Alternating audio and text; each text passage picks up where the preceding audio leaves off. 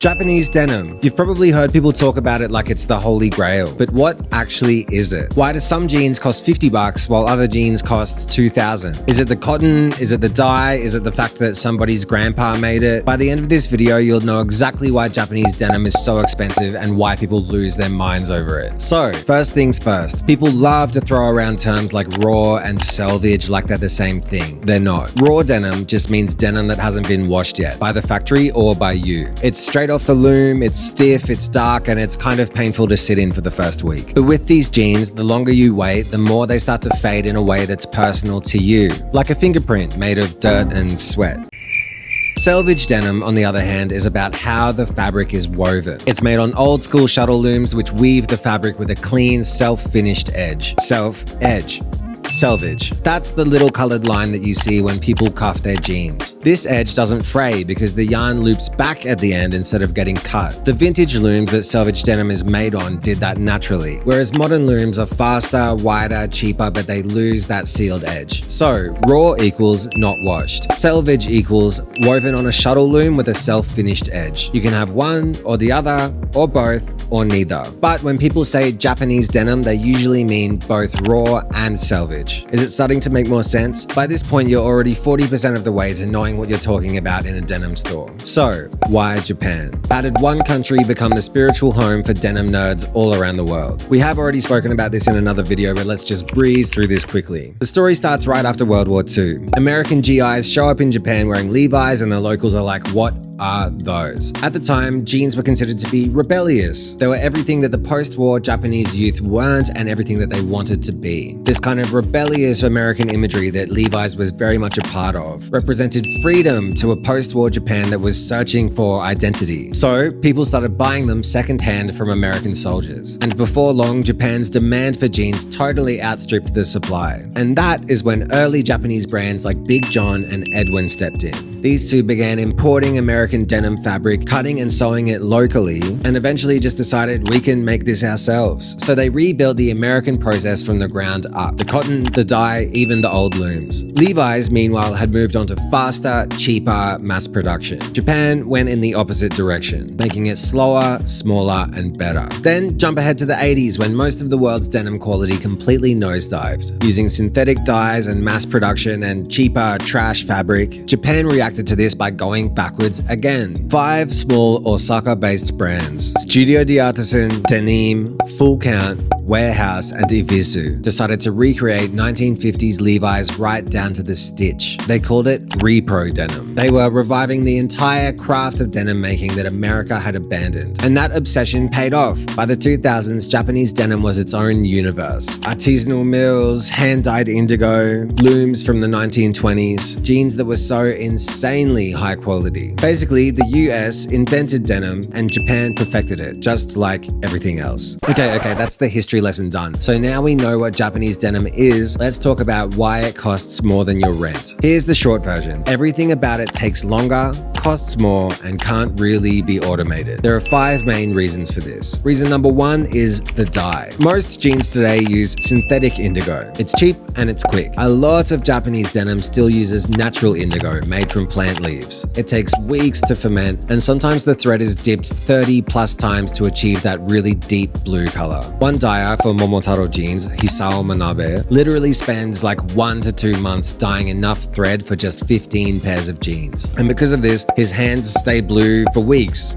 like permanently. Oh, and add on to that natural indigo costs about 10 times more than synthetic indigo. But of course it gives that much richer tone that fades way nicer, almost like a watercolor. Reason number 2, the looms. Before Toyota made cars, they made looms. Shuttle looms from the 1920s. They weave slow and they weave narrow. About half the width of modern looms. That means double the fabric and 5 times the time, as well as a constant human babysitter making sure that the machine doesn't jam. But it also means a much denser weave and that clean selvedge edge that we talked about earlier. Reason number 3, the fabric. If you go into a Levi's store, modern denim is smooth and flat. Japanese denim, on the other hand, has a kind of uneven texture. It's full of character. And that texture comes from from using irregular yarns. Fat here, thin there, and it makes the surface of the jeans look alive. It's much less efficient to weave, but every meter of fabric comes out slightly different. In the denim world, imperfection is the luxury. Do you know what I mean? Reason number 4,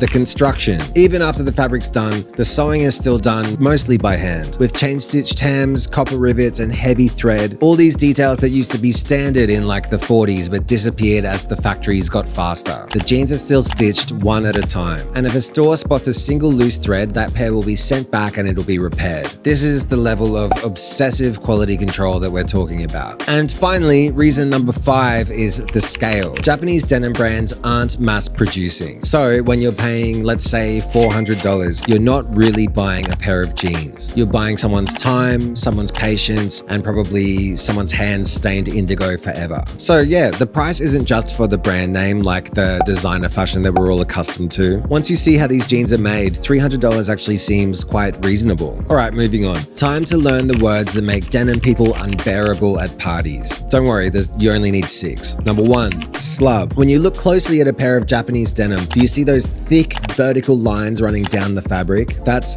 slub. It happens when the yarn is spun unevenly. Fat in some parts, thin in others. It gives Japanese denim that bumpy kind of handmade look. So if denim looks flat, then it was likely made by a machine. If it looks, how they say, slubby, then it was likely made by a human. Number 2, nep. These little kind of white dots or fuzzy spots, that's nep. It usually comes from bits of cotton or plant matter that get caught in the weave. Technically, it's an imperfection, but in Japanese denim, it's considered a feature. Think of it like denim freckles. Number 3, chain stitch. When you see a cuff with a wavy hem that kind of looks like a rope, that's chain stitching. It's done on a, let me get this right, vintage Union Special 43200G machine from the 1940s. So if you see a hem and it's flat and boring and normal, that's not chain stitched. Number 4, and this is actually 3 words, but I'm grouping them into one. Whiskers, honeycombs, and train tracks. Whiskers are the fading lines at your crotch. Honeycombs are behind the knees. Train tracks are down the outer seams. These are the things that are like a purple heart for your jeans. It means your jeans have seen some stuff. Number 5, weight. So denim weight is measured in ounces per yard. Most fast fashion jeans are 11 to 13 ounce. Japanese brands usually go 16, 18, sometimes 21 ounce, which is basically like bulletproof. But heavier denim fades slower and lasts longer.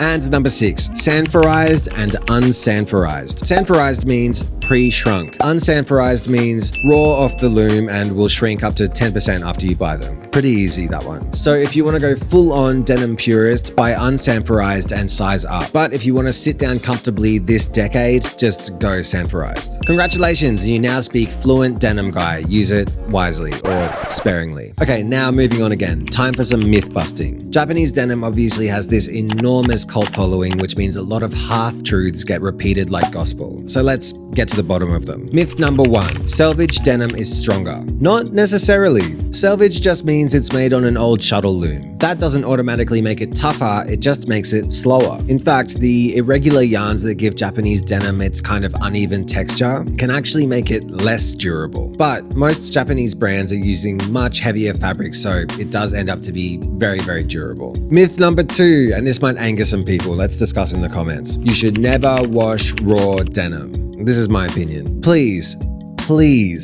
wash your pants. You don't need to freeze them or bless them or wait 6 months for permission. Washing them earlier will give a softer, kind of vintage fade. Washing them later will give a sharper, more high contrast fade. Neither one is right, but if they stink, then it's time, my friend. Myth number 3, they fit like normal jeans. No, raw denim is stiff, unforgiving, and it shrinks. So sizing matters more than usual. If they're unsanforized, buy a size up and they'll tighten after the first wash. If they're sanforized, buy your normal size and they'll loosen up a little bit after the first wear. Lengthwise, always go longer than you think, and then you can adjust it later once the jeans have kind of settled. Some quick fit rules. Your waist should be snug but not painful. The rise should be mid to high for comfort. The length should be on the long side. You can stack it or cuff it if you like. Don't worry if you walk like a robot for the first week. That's normal. So yeah, don't overthink it. Wear them hard, wash them when you need to, and they'll end up looking like they were made just for you, which they kind of were. Alright, so after all of this and after all this learning, you're sold on the idea of Japanese denim. But how do you actually buy navigate without getting scammed by the word selvedge. More rules, we're doing more rules. Number 1, decide what you care about. Do you want authenticity or durability or cool fades? Because all of those are different things. If you just want great jeans, buy what fits and feels good. But if you want the experience, the stiffness, the fading, the ritual, of course, go raw and selvedge. Rule number 2, know your price tiers. Roughly speaking, you've got 3 kind of price tiers. And I'm just doing this in USD because that's where most of you are watching from. Your entry level, $150 to $200.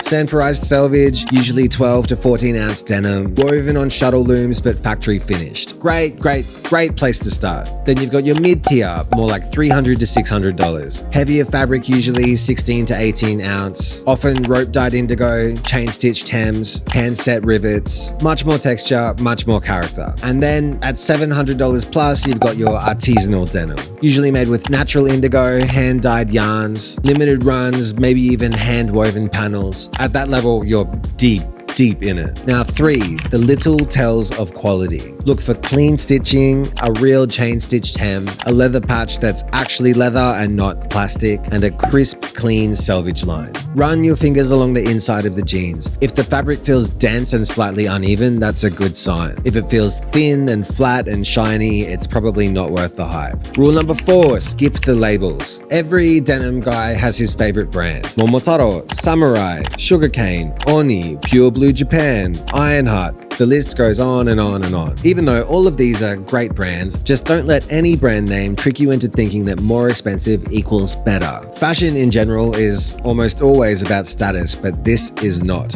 What you're paying for here is time. So the real trick is buy slow jeans for your slow life. Find the pair that fits you, fades with you, and outlasts the trend cycle with you. And once you really know what you're looking at, you'll never see a $50 pair of jeans the same way again. So at the start of this video, we asked what makes Japanese denim so special. And after all the dye vats and the looms and the blue stained hands, the answer is actually very simple. It's time. Every step is done slower, smaller, and with more care than it technically needs. Threads are dyed 30 times when 3 would probably do, and old machines are kept alive just because they make fabric with more character. And people spend hours fixing the tiniest imperfections that no one would ever really notice. That's why it costs more. It's the actual opposite of fast fashion. Because, you know, some things are still worth doing the hard way. So if you ever do buy a pair, don't treat them like a collector's item. Wear them, beat them up, let them fade and all of that. Because in the end, these jeans don't belong to Japan anymore. They belong to you. Thank you so much for watching. Sign up to the Patreon if you want to support the channel. Tell me in the comments what you want to see next. Thank you. Like and subscribe.